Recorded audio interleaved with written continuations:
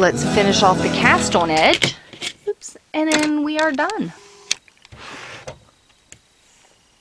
Okay, so we have our cast on edge marked by these strings. Now we're not starting with this one because we're going to use this to tie off our very last stitch. Now as you can see, I ran both strands together. So we're going to pick up the first two,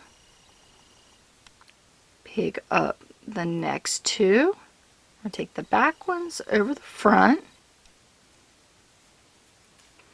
You're picking up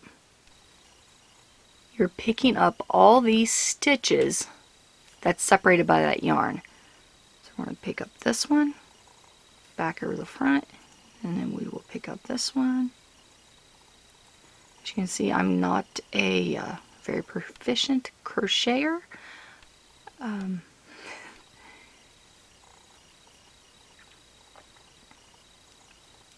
So do that all the way around till you get to your string. We got the last one on the loop. Actually going to pull that through, so that is locked in. And then, alright, I know there's another string that goes with that one. There we go. You're going to kind of weave this through here for a few stitches. And I'm going to go back